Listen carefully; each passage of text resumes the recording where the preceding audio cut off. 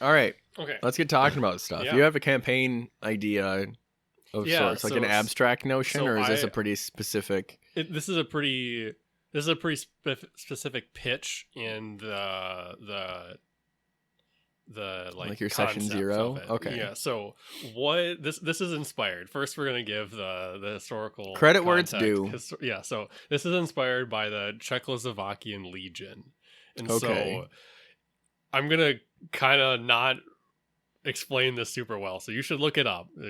Google this, research, read some Wikipedia articles. So in World War, basically in World War I, there isn't really a proper Czech like nation, and it's part of the Austrian Empire or Austria-Hungary. I'm trying to remember. No, it's actually part of the Russian Empire. Oh, okay, cool. Yeah, continue. And they're the Czech and the Slovakian for some reason these are kind of combined in this time period. I'm not exactly sure why, but they are in this case. I think it's because they're just two minorities that are geographically close to each other and are kind of the odd ones out when it comes to like the Russians and the Austrians and the Germans, like all around them. So in World War I, Russia recruits basically like a small army from Czechoslovakia, that region that's like 90% Czechs, and no balances. No, yeah. That's a Constitution joke for you. Continue. And this is kind of an army that is sort of not super utilized for a while, like within Russia. Okay. But then later it's like later they finally are like formed into like an actual like fighting unit, and then they're sent into a battle that is the Battle of Zborov. I don't know, Zborriv. And in this battle, they like do better than everyone else. They do better than like the battle isn't a success, but they actually like broke through enemy lines and like took a bunch of prisoners, and like they like put in work when everyone and they're supposed to be like the kind of like, oh, what are we gonna do with these guys? They're kind of like the run. They're supposed to be the runts of the litter. Yeah. And it's something where like they're like obviously their bodies, like they're useful to have, but people you don't want to like make them too useful, or then because these people aren't Russians, they're they're like Russian vassals, right? So you don't want to get them too amped up, too like full of themselves, because that's going to be a problem in the future, right? So that's why they kind of really weren't using them before, but then after this battle they're like, well shit, okay, we're gonna this obviously worked out. Their morale is super high, and they've been doing this earlier but in smaller numbers, but they allow this Czechoslovakian army to start recruiting from Czechs that are like in Russia, from Czechs that are fighting for the Germans and like like the Central Powers. Interesting. And same thing from like prisoners of war. So they would like go to prisoner of war camps and then basically be like, do you want to be doing hard labor in this prison camp, or do you want to be a soldier in our army, right? And so like they basically like grow, like swell in size, like they become like actually pretty strong. And they also have a lot of like civilians with them as well, just from like different like displaced people that are like camp followers and nurses and things like that.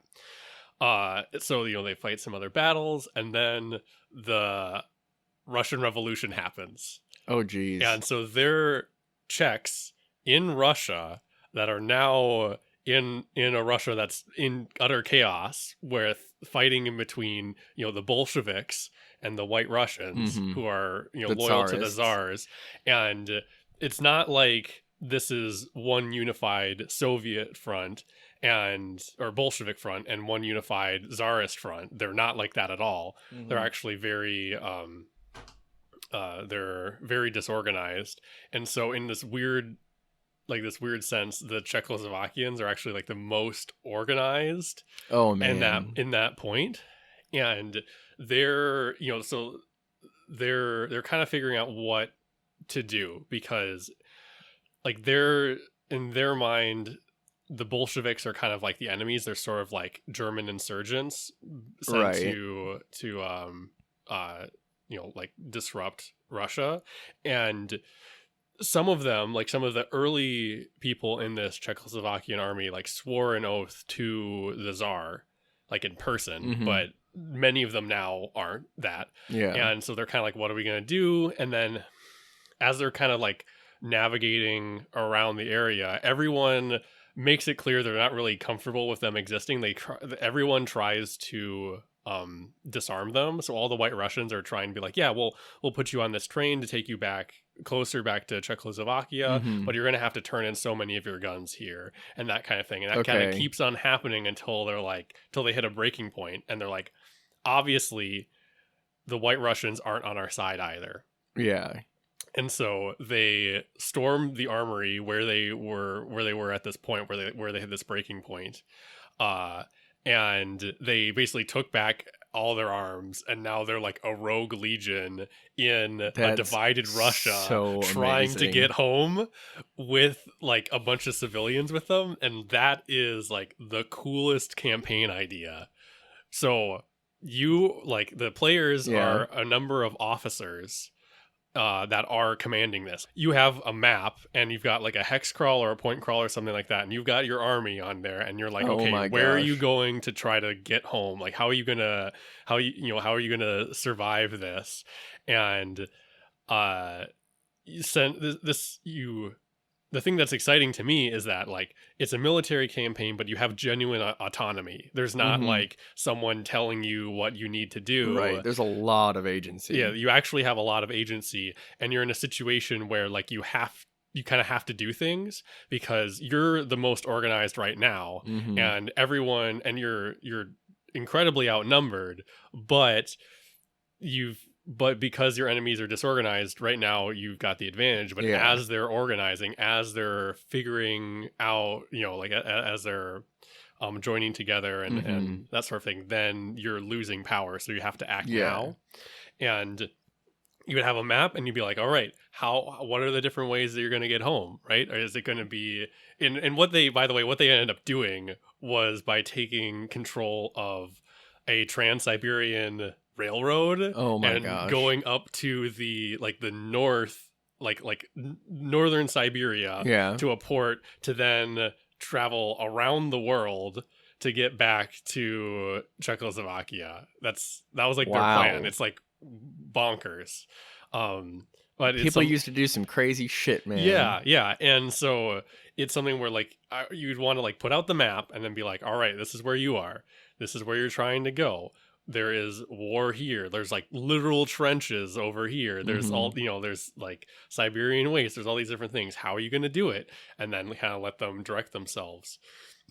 And the actual story of this legion is wild. They stole a bunch of gold from basically stole like the Russian treasury, and they used that to like barter and get their way through places. There was a point where they were given I might be misremembering this, but a very important czarist, like I think kind of like the either like a really important general or kind of like the second hand to the noble family, because like the Czechoslovakians were seen as noble, like they were certainly better than the communists. And so the Russians are like, well, if we give him to you, at least he'll be safe, right?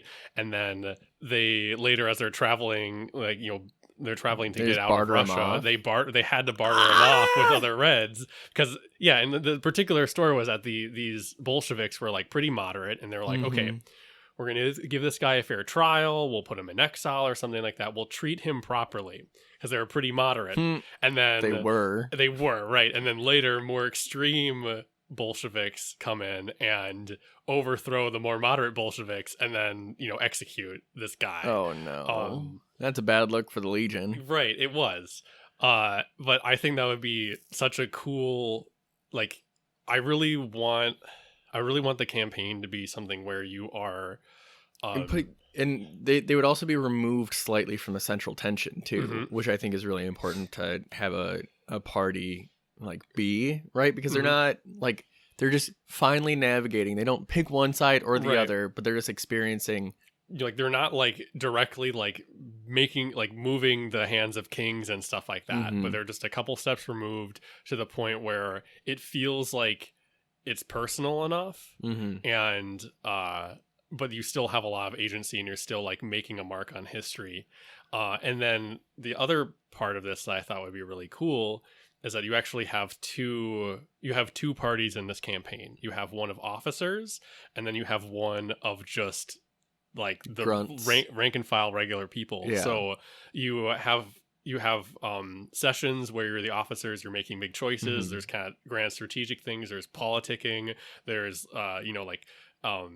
maybe like some pretty intense like fights where it's like just you guys like doing some particular thing. Like you go to you go to try to diplomatize with some people and it goes south, and now you're in a fight trying to escape. That's another, just to go back, that's another thing that was pretty interesting about like reading about this, is that there's an army that like shows up to a place, and you're not enemies yet. Yeah. It's right where it's like, yeah, so if you give us this general, then we'll let you go and you'll be okay. But if you don't give us this general, then we're gonna be in a fight. We're gonna be like having literal war in the streets of this town.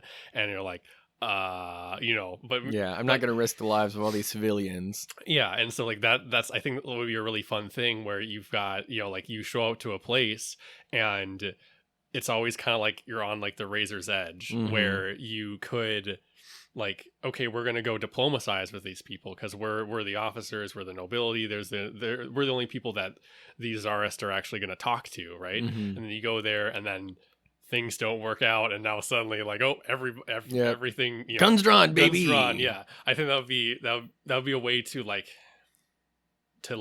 you want to make sure that like what the officers are doing is still high adventure, and it's not a bunch of like people sitting around. It's not you playing diplomacy, right? It's not. Yeah, it's not you sitting around in rooms being like, I think we should do this. I think it's like you actually have to have them go out and do things. And then you've got the foot soldiers or the civilian party, which is like, you would use that like if you kind of want to have like a break between what the officers are doing, because I think that it'd be like you make a big decision, and then there's going to be like a moment of time that's passing, and then you go to the foot soldiers and them involved in a battle, or them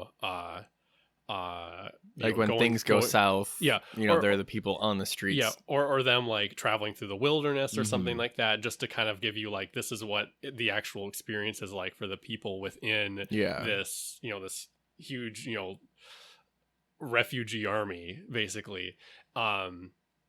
And then probably eventually you'd have them both meet up in some way for some reason, like some fates collide in some way, because I'm just thinking about like what are like some of the like things that you could put in this story to like to make it like more interesting and ramp up that fantasy. And one of them is like they've got to find magic items. Like, absolutely. Like the army has to have like a magic, like some magic MacGuffin that they have to barter with at some time, or things like that. Oh my gosh. Like they're inadvertent kingmakers because they have to barter off this MacGuffin that they can't use at all. Yeah. And that's the thing that I just think would be super cool. And you'd want to have like some pretty robust mechanics around like traveling with a giant caravan. I am really inspired by the game The Banner Saga when it comes to like mechanics. So you've got kind of like a resource that it ticks down over time, which is like how like your supplies. And then I think there should also be a resource that is just like the general morale of your army, right? And then as you're traveling, what's important is you come across like decision points, and then you let the players like choose like, okay, what are we doing here, right? Like, are we going to let these people join us or not? Are we going to take this way or that way? And like that's the thing that I think would actually make the game like to me, that's the thing that makes it feel like you're traveling. Is you kind of give some prose describing like what the place is like, and then you have and you bring the players right to a decision, and it's like, okay, what are you going to be doing here? And that's what I would want to do, and that's that's kind of how I would run it. And I don't know how easy that would be to actually come up with all these different examples, but that is what I would want to do. And as much as you can, you'd want to be injecting fantasy elements to it, where it's like, oh, there's like trolls in this mountain pass, right? Like, are you going to go through here and risk it or not, right? Or are you going to go ahead and hunt out the trolls? Like, so right, send a forward party, right? So then you have like, okay, yeah, we're gonna send the forward party of like our most elite troops, which is the officers. Oh no, it's us. And then so now your whole army's camping for a day, and like maybe you can gain some resources back from the little local bit of hunting or whatever. And then you have the adventure of your dudes going into the mountains on a monster hunt, right? Yep. And maybe one of the rank and file soldiers is actually a monster hunter in some sense, and so now you're able to combine part of one party with your other party, right? And like, that's the kind of thing that I would want to have happen. And eventually, like, your two players or a player's two characters become friends. Like, wow, I'm friends with myself. Wow, look at me, I'm so popular. Just like handshaking yourself. And I guess the final thought that I have of this is that like you have the explicit goal of like you're trying to go back to this place. Yeah. Now other things could happen, like a kind of what if about like the actual historical example is that this legion was kind of the most organized thing in Russia at the time, so like they could have marched on Moscow. Yeah, like they had control of like a 6,000 mile railway, right? Like they could have taken control of Moscow, but for like how long? Yeah. But that's the kind of thing that like that would be really fun, and that would be something that you could like opportunities that you could give players. Like it's something where like, yeah, they can take control of Moscow and they can do all this cool stuff, but then you've got the whole nation like kind of getting ready and fomenting and like like building to. It's like you could take it, you wouldn't sit there for long, because can you imagine like I mean, it's not necessarily a foreign legion, but just like a legion of vassals like taking your capital. Like, like if you want like, something to unify a nation, yeah, it's that. Yeah, and then all of a sudden the Tsarists and the Bolsheviks are like, fuck those guys. Yeah. And then that'd be wild. I think what would be fun is if the people like stumbled across like a duchy or I don't know, some smaller country that was in the midst of like turmoil or like desperately looking for like leadership or an army, and it's like I think just settle here, I guess. Yeah. Right. Like there should be those other options. And this is kind of like a little bit more, I've talked about this before, this is kind of more outside of this campaign pitch in general, but this is kind of like a philosophy that I have towards campaigns in general, is like you need to tell before your players start making characters, you need to tell them a lot of this stuff so they're going to make something that's appropriate to it. Because like in this case, they all have to have a shared identity of some kind. So you're basically like, all right, you all have to be humans or something like that, right? Or you can come up with a really good reason why you're not that person. Like maybe you were, I don't know, like you were an orphan and they came through town, and then they helped get you out of being an orphan, and you're like, wow, I owe them my life. Yeah. So you have I'm a 13-year-old with a gun. Yeah, 13. Yeah, but you have to be like very clear with your players. Like this is the kind of thing you need to make. This is the sort of characters that you're going to have. Because you need to have like all the officer people like have interesting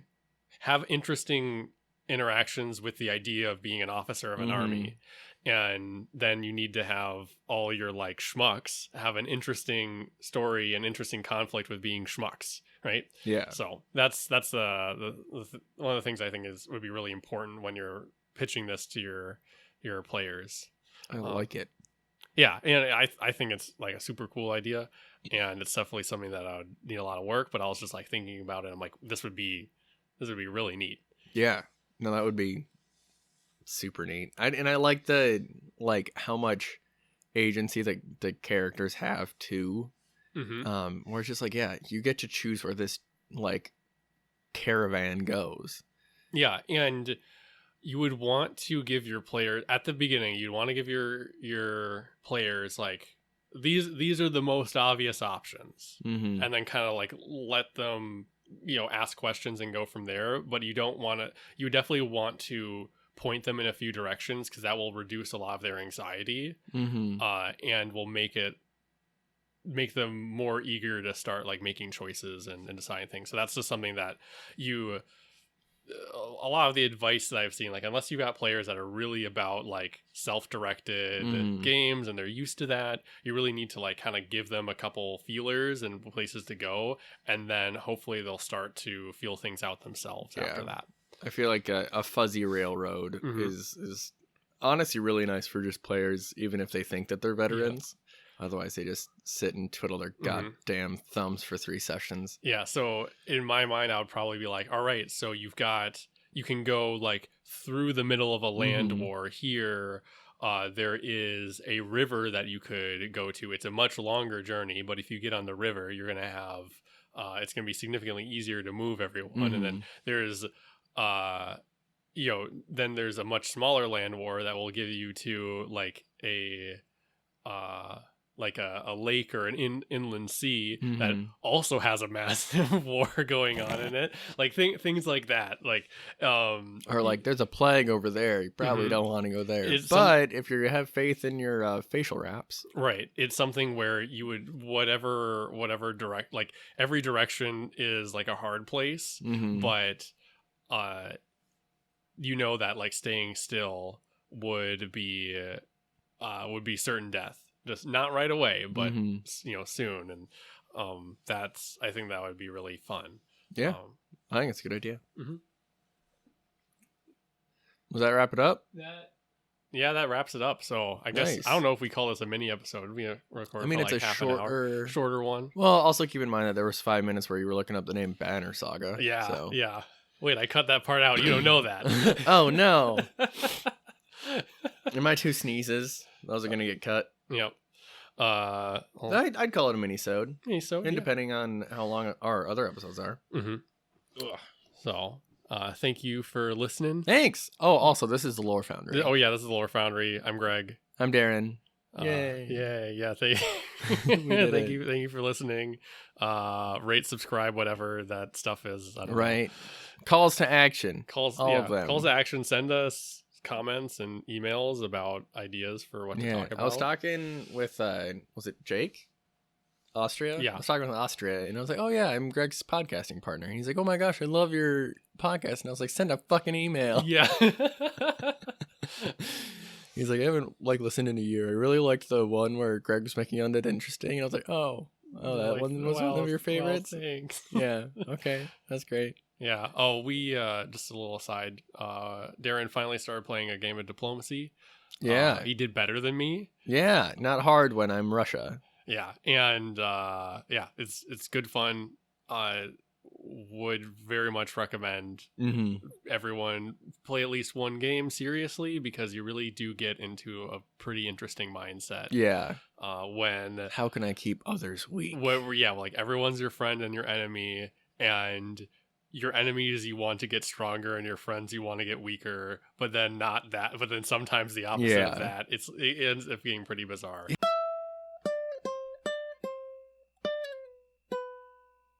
Yeah, and it's something where what will happen is that you'll have a point where you're like, I've got this one harebrained scheme that if that works, like I'm still in the game. So like my harebrained scheme was like you, Italy, and I team up and we like are in lockstep together, and then we can crush Austria and be ready for my pettiness was not going England to let that happen. And France. Right. And that's something that's kind of interesting, is that I haven't had a time where this like has worked yet, but you do get to a point where you're like, I feel like I'm trying to convince like a neighbor or something where it's like, hey, we're in this together now. Like we if we betray each other, we just lose. That's what I was trying to do with Italy and Austria. Yeah.